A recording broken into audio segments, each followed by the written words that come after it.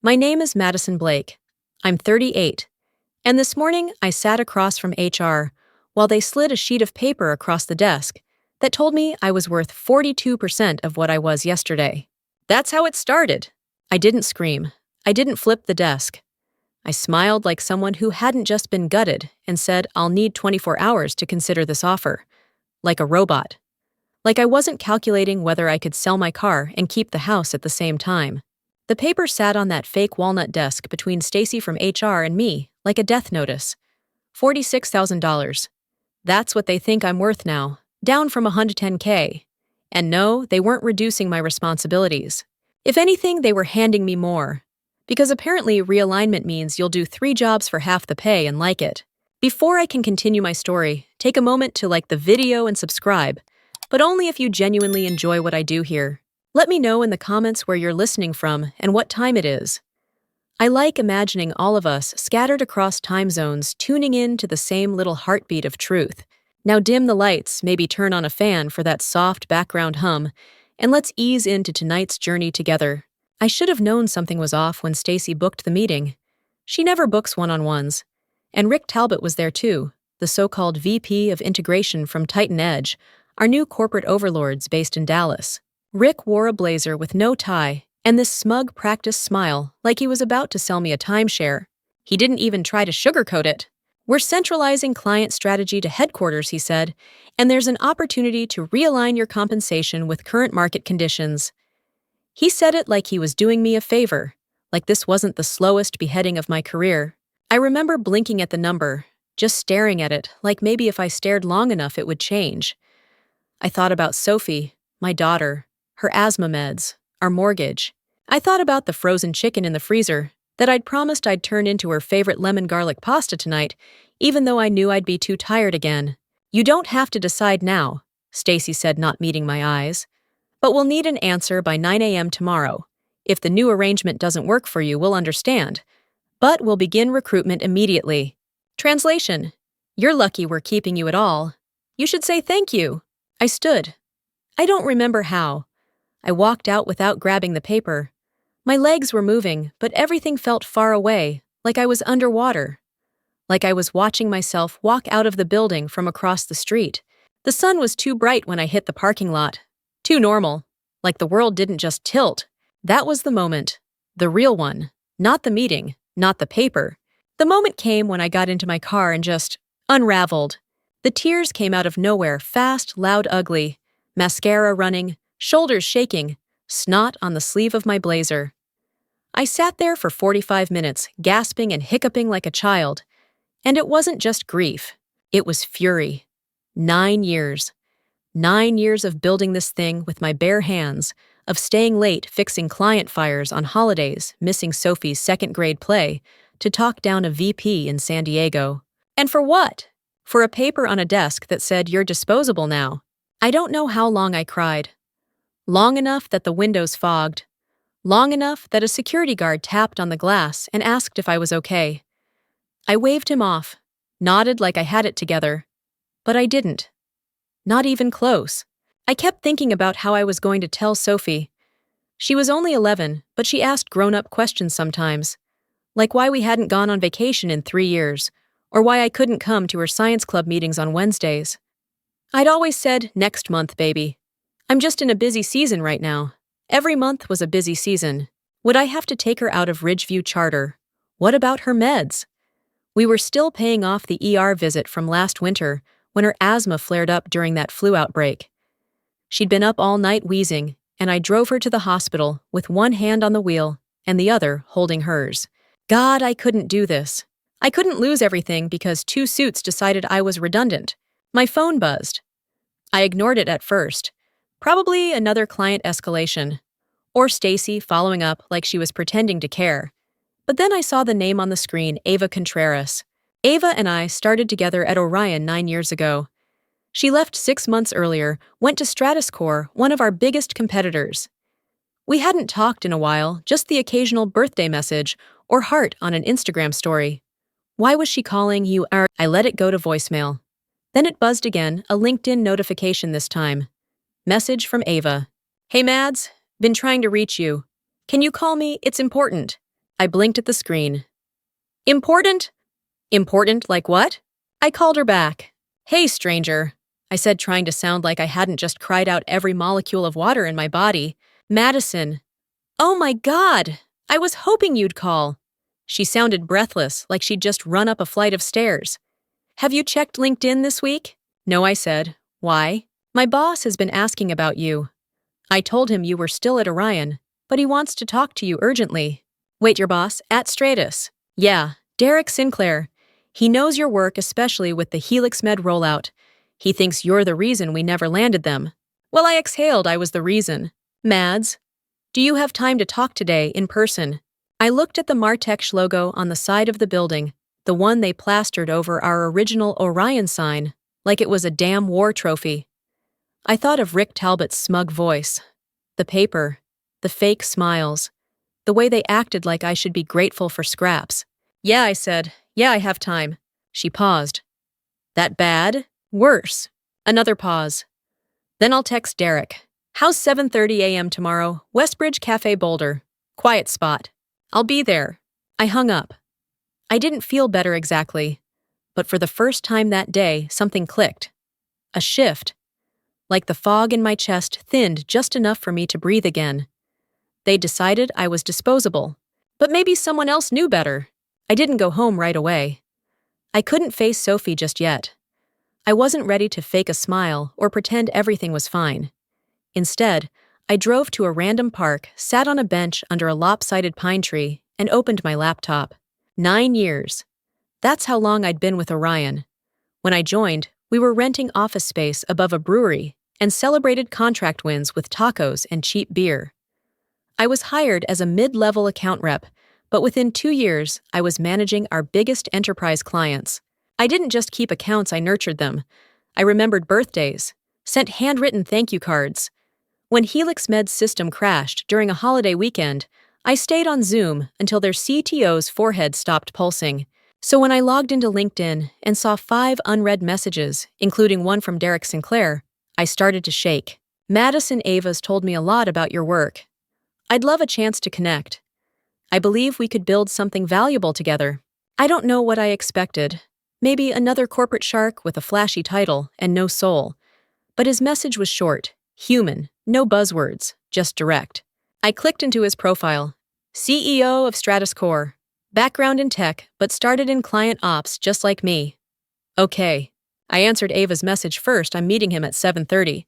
I need this to be real, not bait. She replied instantly, It is. You'll see. When I got home, Sophie was on the couch with her Chromebook and a bowl of dry cereal. You're home early, she said without looking up. Yeah, I said, toeing off my shoes and sitting beside her. Rough day. Did something happen at work? She was still staring at her screen, but her voice was tight, like she knew more than she was letting on. I didn't lie. They cut my pay. A lot. We'll be okay, but things might be different for a bit. She looked up then. Her eyes were wide but not afraid, just grown. Like, how different? I hesitated. I don't know yet. She nodded. Do you still want lemon pasta tonight? I smiled. Yeah, that sounds perfect. After dinner, I opened my old Orion employment file. Back when we were still a startup, nobody had thought to include non-compete clauses. When Titan Edge bought us, they issued new contracts, but only to new hires. I'd slipped through the cracks. They hadn't bothered to cover their bases. Probably assumed I'd stay out of loyalty or fear. They were wrong. By 9:00 p.m., I was double-checking everything, no legal restrictions, no poaching clauses. Just a little addendum about notice periods and transition expectations, both voided, if compensation changed more than 20%. And mine had been slashed by 58%. I called Ava again. Can you send me Derek's assistant's number? I want to confirm the meeting. And tell him I'm coming with questions. I'm not desperate. I just need to know I'm not walking into another trap. She paused. You're not. And Madison, yeah. I've been waiting for you to make this call for 6 months. The sky was still dark when I pulled into the lot behind Westbridge Cafe. The kind of pre-dawn hush that wraps the world in cotton. My hands were steady on the wheel, but my chest thudded like I'd just run a sprint. Inside, the place smelled like cinnamon and espresso. Only 2 other tables were occupied, one with a man in a hoodie bent over a laptop, the other with a couple in matching cycling gear whispering over oatmeal. I spotted Ava first. She gave me a small wave from the back corner. Sitting beside her was Derek Sinclair. He stood when I approached. "Madison Blake," he said, extending a hand. "I've heard a lot about you. Good things, I hope." The best he said, and gestured for me to sit. He wasn't what I expected. No power suit, no rehearsed smile. Just a dark sweater sleeves pushed to the elbows and kind, tired eyes that had definitely been in the trenches. Ava slid me a coffee. "You still take it black." I nodded, surprised she remembered. Derek didn't waste time. "Let me be direct. We've tried to land 5 of Orion's top clients in the past 4 years. And in almost every case, the wall we hit had your name on it." I blinked. "You're saying I cost you deals?" "I'm saying your clients trust you. Enough to stay loyal to a company that's falling apart." I didn't know what to say to that. My throat tightened. Derek continued. "Ava told me what happened. The pay cut, the restructuring, the insult, really. It's not just the money," I said quietly. "It's the way they did it. Like I was a line item. Like 9 years meant nothing." He nodded. "That's why we want you here. Not just working for us. Leading."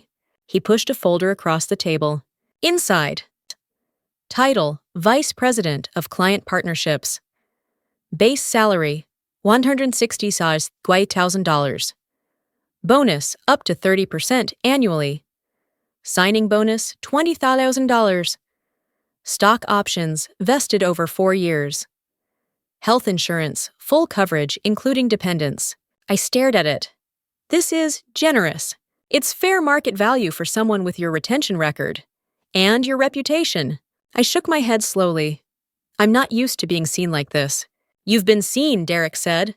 "They just didn't want to pay for what they saw." There it was. The thing I hadn't realized I was waiting for someone to say. I sat back. If I say yes, they'll come after me. They'll threaten to sue. Try to intimidate me. We're prepared for that. We have lawyers who eat corporate overreach for breakfast. I looked up at him. And if they try to paint me as a poacher, he didn't flinch. "We don't want stolen clients. We want earned trust. If they come to you on their own, that's not poaching. That's gravity." I took a sip of my coffee. It was hot, strong, real. He leaned forward. "We're offering you a seat at a better table, Madison. One where your voice matters." For the first time in a long time, I felt it something rising. Not anger, not grief. Hope. "I need to pick up my daughter at 3, I said. "But I can come by the office before then. Meet the team, walk the halls." Derek smiled. "We'd like that." As we stood to leave, I shook his hand again. Something inside me settled. This wasn't desperation. This was a beginning. I walked into Orion the next morning like I owned the place, which was funny, considering I was about to quit. Hair done, heels sharp, navy power suit that I hadn't worn since that Helix Med pitch in San Francisco. I even wore lipstick, not because I wanted to look good for them, but because it made me feel armored. Rick Talbot was already in the glass conference room, sipping from a branded water bottle like he was about to host a TED Talk. Stacy sat next to him, her laptop open, my folder front and center. They both looked up when I walked in. Rick gave me that oily smile again. "Morning, Madison. Have you had time to consider the offer?" I didn't sit. "Before I answer, I have a few questions." Stacy blinked, surprised. "Okay. I'd like to know who's taking over the Helix Med rollout next month, and who will handle Influx's Q3 renewal." Rick frowned. "That's being reassigned internally. We're streamlining account distribution." "Streamlining," I repeated. "So we're splitting accounts I've managed for almost a decade." "They're company relationships, Madison," he said coolly. "Not personal property." "No," I said, "but trust is, and they trust me." Rick sat back. "Look, I understand this is emotional." "I'm not emotional, I'm informed." I pulled a document from my bag and slid it across the table. This is my original employment contract. You'll notice 2 things: no non-compete clause and a provision that states if compensation is reduced by more than 20%, all transition requirements are void. Stacy's eyes darted across the page. Rick's mouth thinned. "I helped draft that clause I added, back when Trey Miller left and tried to hold the company hostage. Remember?" Rick was silent, so I continued, "Here's what's going to happen. I decline your offer. Effective immediately, I resign. You can't just walk away, Rick said, his voice rising. You're director level. There's protocol. There was, I said. Before you cut my salary by more than half. Before you dismantled my team and treated me like a liability. We expect at least 2 weeks' notice. I smiled. Then you should have treated me like someone worth keeping. Stacy looked like she wanted to disappear. Rick stood. We'll be reviewing all communications. If we find you've taken any proprietary data, I haven't. I don't need to. I turned to the door. My value isn't in your spreadsheets. It's in every relationship you neglected to honor. Where are you going? He called after me. I paused at the threshold. Stratus Corps, I start Monday. Rick didn't yell. He didn't argue. His face just went blank. Cold. Like someone watching a glass fall, but knowing they'll be the one who has to clean up the shards. I walked back to my desk. My team, what was left of it, stood nearby. Sharon, Greg, Dev. They knew. Word travels fast in collapsing buildings. You really leaving? Dev asked. I am. He swallowed. What about us? Check your inbox in an hour. I packed my desk photo of Sophie emergency inhaler client thank you notes I kept tucked under my keyboard and carried it all out in one cardboard box. Security escorted me down. Standard protocol, they said. For threats. They walked me out like I was dangerous. Like I was a thief. Like I hadn't poured 9 years of my life into their revenue charts and client dashboards. The fluorescent lights in the lobby flickered as I passed beneath them. One was always buzzing. It had been for months. No one ever fixed it.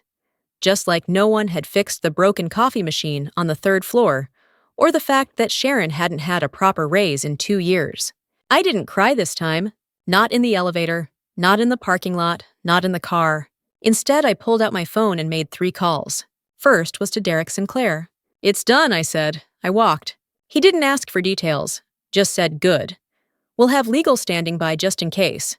Welcome aboard, Madison. Second, I called Ava. I packed the box, I said. She laughed, and I could hear relief behind it. You're going to be so good here. Third call was the hardest. Sophie, I said when she answered after school.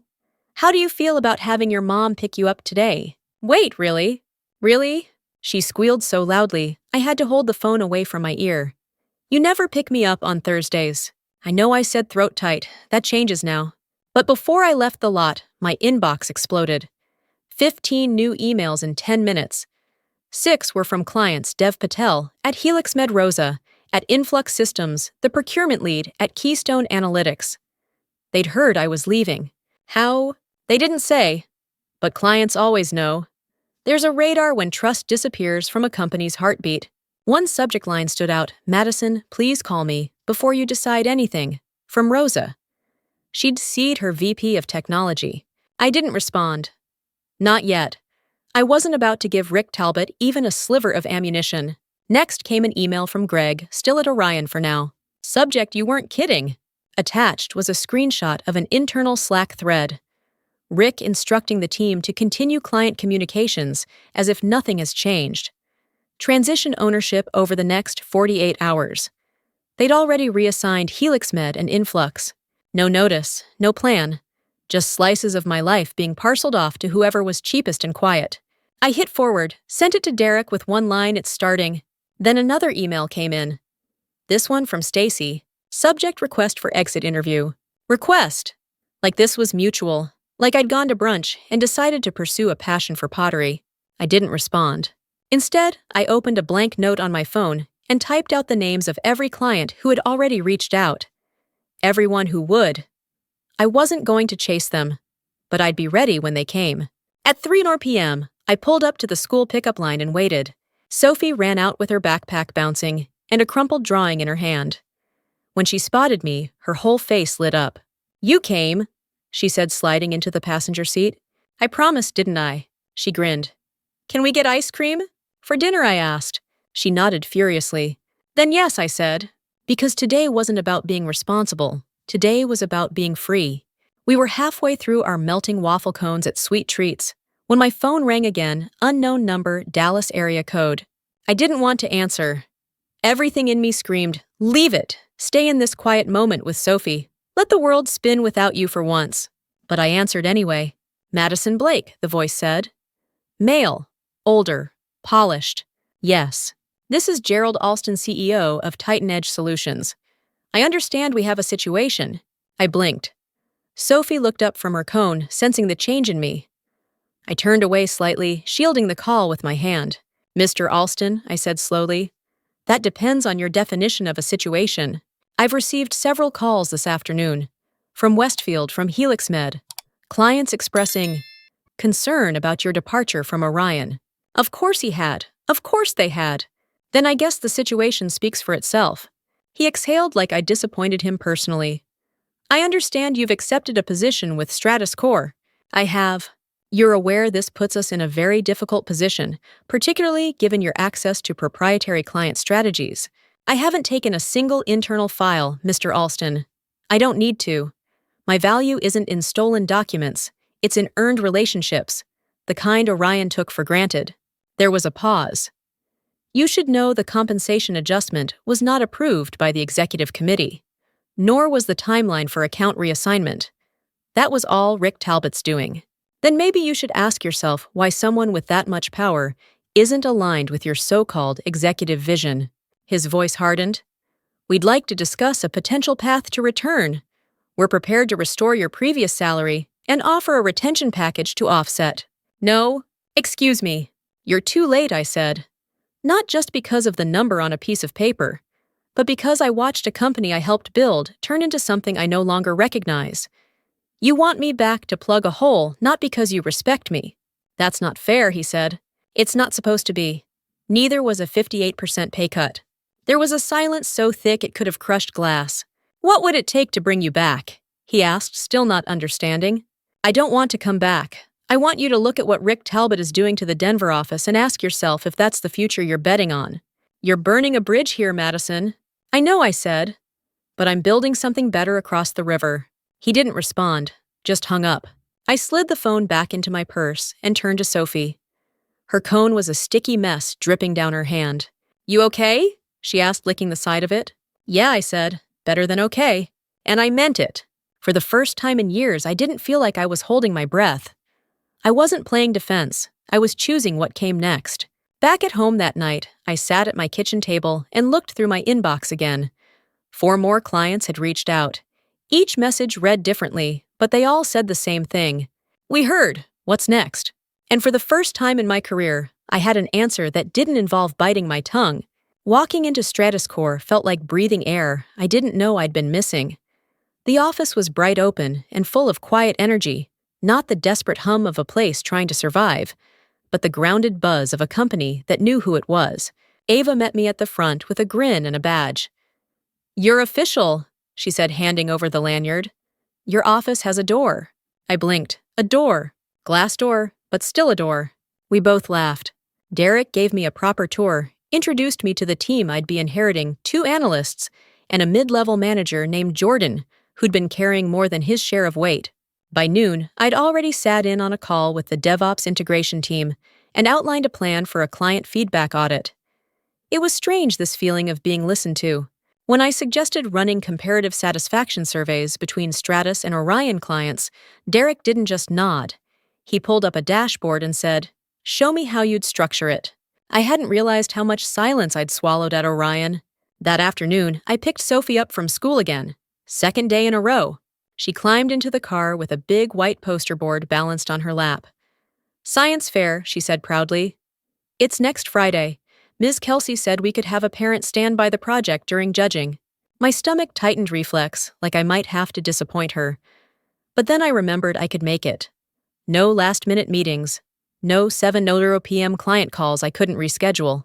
I'll be there, I said. Front row, glitter sign and everything. She gave me a look. Please, no glitter.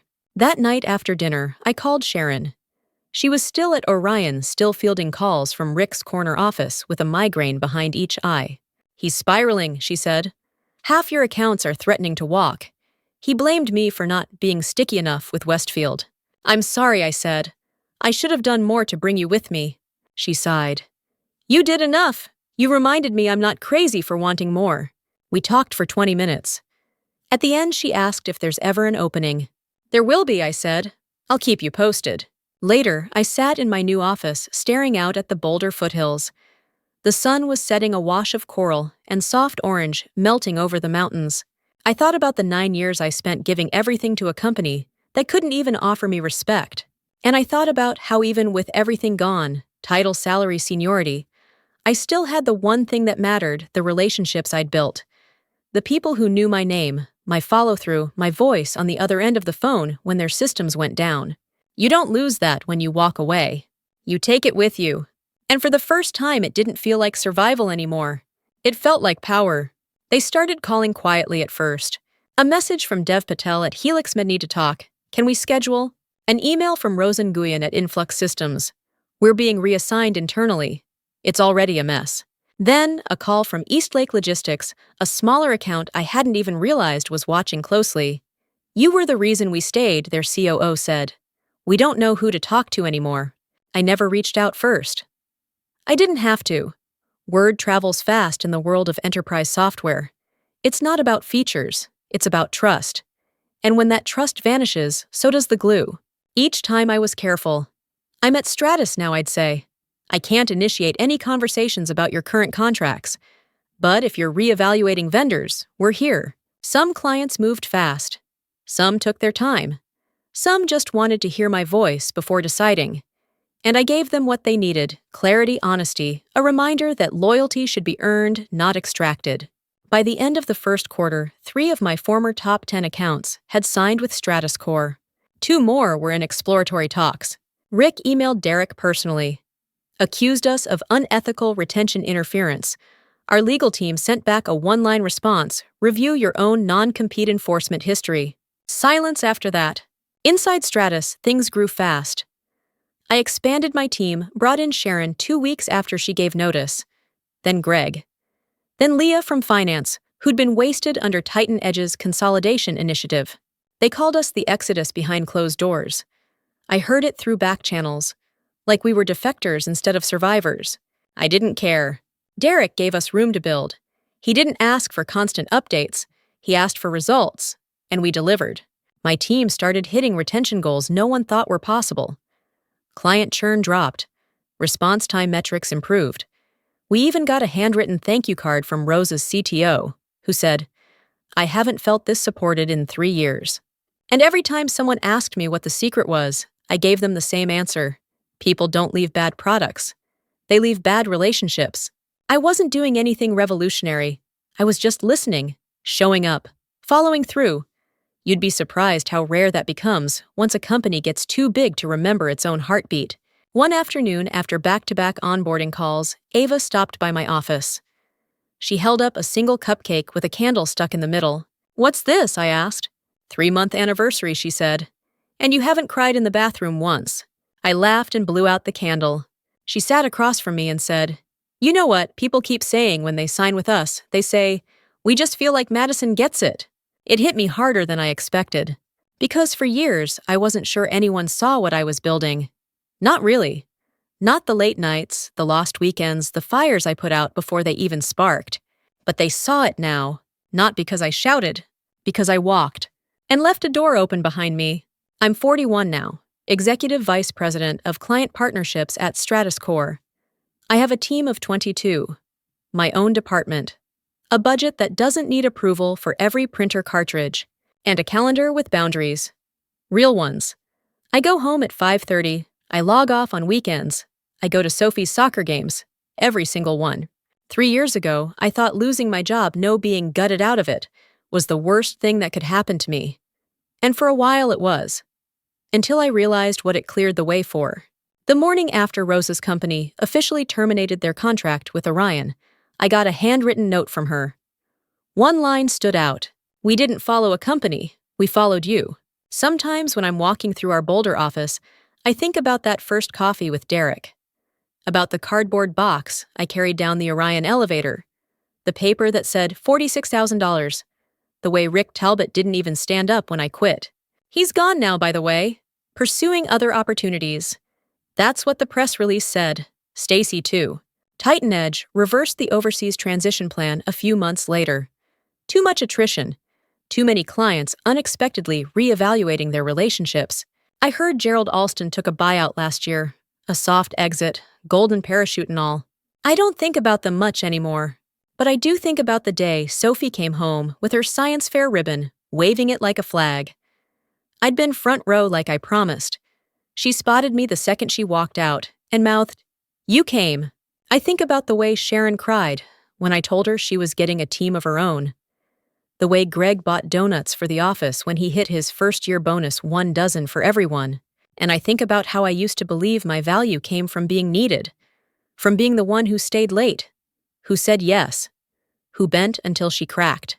Now I know better. Now I know my value is in being whole. We're not taught to walk away, especially not as women, especially not as mothers. We're taught to prove, to endure, to wait for someone to see our worth. But what if the seeing starts with us? What if the real power isn't being invited to the table, but building your own? I still have the mug from Orion World's okayest boss. My old team gave it to me as a joke. It sits on my shelf now, next to a photo of Sophie and me at a lake last summer, our arms around each other, smiling like the world never broke us. Because in the end, it didn't. It forced us to build something stronger, something ours. Have you ever been pushed so far that you realized the floor beneath you was never solid to begin with? That maybe falling wasn't the end, but the start of building something real? If you've ever felt discarded, unseen, or quietly replaced, I'd love to hear your story. Drop it in the comments. You never know who you'll help by sharing. If this story resonated with you, hit like, subscribe, share it with someone who needs to remember their power. Here's the thing: you don't owe anyone your silence. You don't owe loyalty to people who erase you. You owe yourself truth, respect, and space to grow. Thank you for listening. Thank you for seeing me.